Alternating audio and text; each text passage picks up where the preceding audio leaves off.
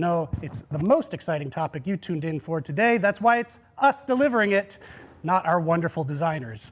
But no, for real, this update brings a bunch of cool stuff. Yes, because as many know, we recently did the PTB, which allowed players of the community to kind of get into the game and kind of test out some things that are going to live. The most notable being the anti-face camp feature, the rework for the Skull Merchant, as well as some changes to various maps. Most important, the Shattered Square. Yes. And we got a ton of amazing feedback from players on the PTB. So thank you for your time and your feedback, specifically when you do test things on the PTB. We're out there, our team's out there every day gathering as much of it as possible. So PTBs are very important for us, and the team's actually made a bunch of changes based on that feedback. So we're gonna update you on that here. But for the folks who didn't get to participate in the PTB, we thought we'd walk through each of these updates for you so you know what we're talking about and you see what's in the game right now. Yeah. So to begin with, anti-face camp, you mentioned it. Yeah. This is a new system that's come in this update, and for people who are maybe newer to the game or just didn't know that this is what we call it, because I'm sure you've experienced it, face camping is when the killer gets hooked. The survivor gets hooked, and the killer just sort of chills out right in front of the survivor, doesn't leave, so none of the other survivors can kind of come in for the save.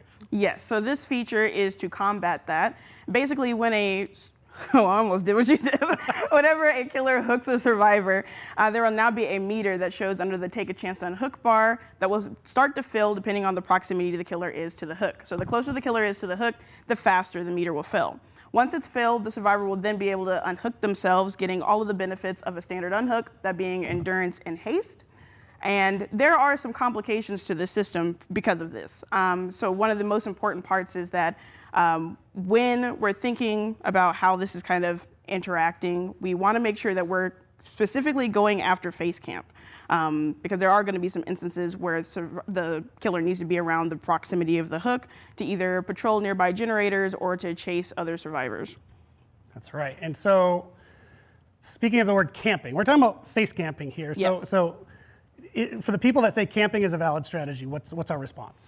We don't want to remove player agency at all in that regard, so it's really important that we are specifically going after face camping. As like I just said, it's very important to have those instances where a killer may find it necessary and valid to be in the vicinity of the hook. Right. But there's also another thing to point out for there. The survivors will be able to unhook themselves during the first and second hook phases, but not once the in-game collapse starts. Okay, so at the end of the trial, this system kind of shuts down. Yes, and that's because the killer has nothing else to do other than to secure as many hooks as possible. Got it. Well, Dork, who actually you might not have noticed, or you might have noticed, is the voice of our TikTok channel, so you might have noticed that familiar voice. It's also our birthday. Spam happy birthday in the chat. I'm covering my mic.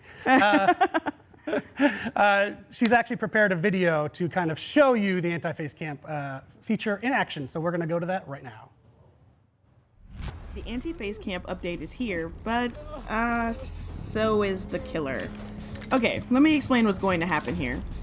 Once the killer has hooked a survivor, there will now be a meter displayed underneath the take a chance to unhook bar. The killer will then have a 7-second grace period to leave the area of the hook before the meter starts to build.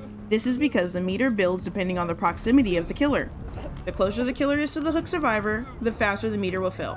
However, there are some exceptions. If another survivor is close to the hook, the meter will slow to fill or not at all.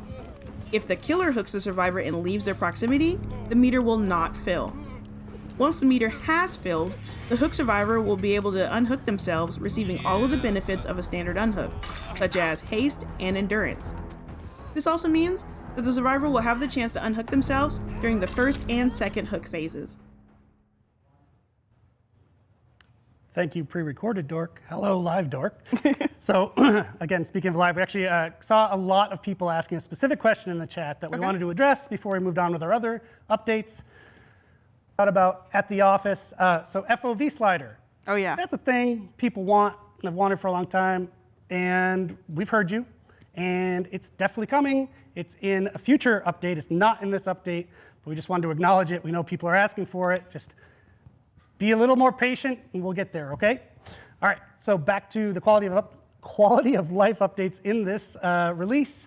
Skull Merchant, who actually, I don't think they can see me, but Skull Merchant is like hovering behind me on the wall. So Skull Merchant was released earlier this year, generated a ton of community discussion, which we've followed and which we've read and which the team has dissected and reacted to in the form of doing a rework in this update, yeah? Yeah, so the team has decided that the best course of action with dealing with the Skull Merchant was to completely redo her power. Now, this is because the Skull Merchant is known for being able to hold some pretty oppressive 3-gen scenarios, so the change is to make her more chase-focused.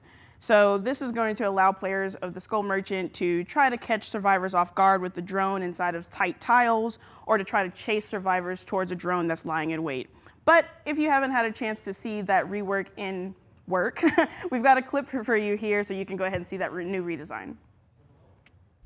The Skull Merchant's drones have had some big changes, so let's go over what you can expect to see coming to live. The Skull Merchant's drones have been reworked to be much more chase-focused than area denial-driven. Now starting with 6 drones, the Skull Merchant can deploy them and become undetectable for 8 seconds.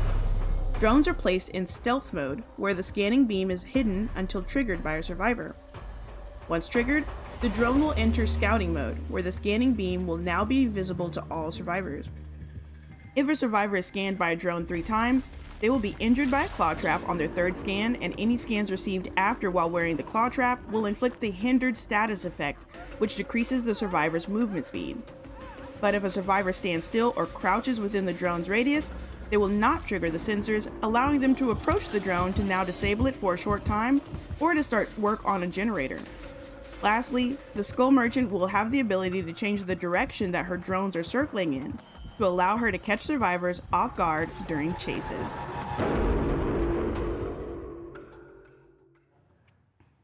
See, I told you, Skull Merchant right behind me.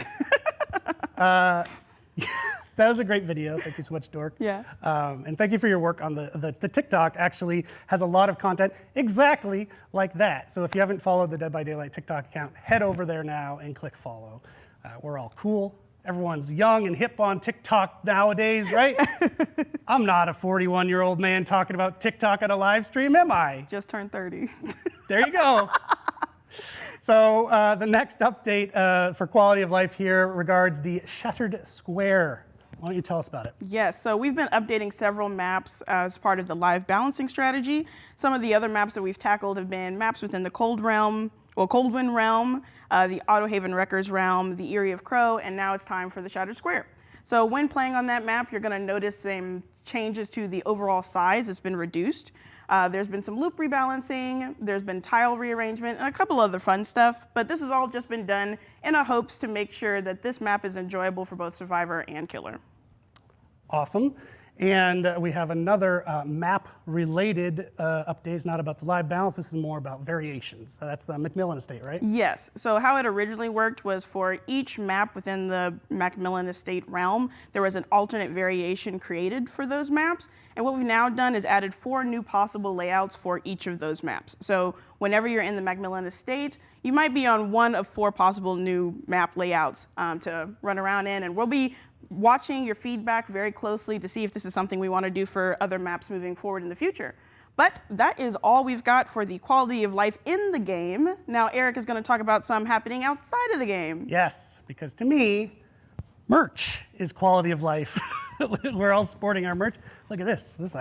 This is warming my backside.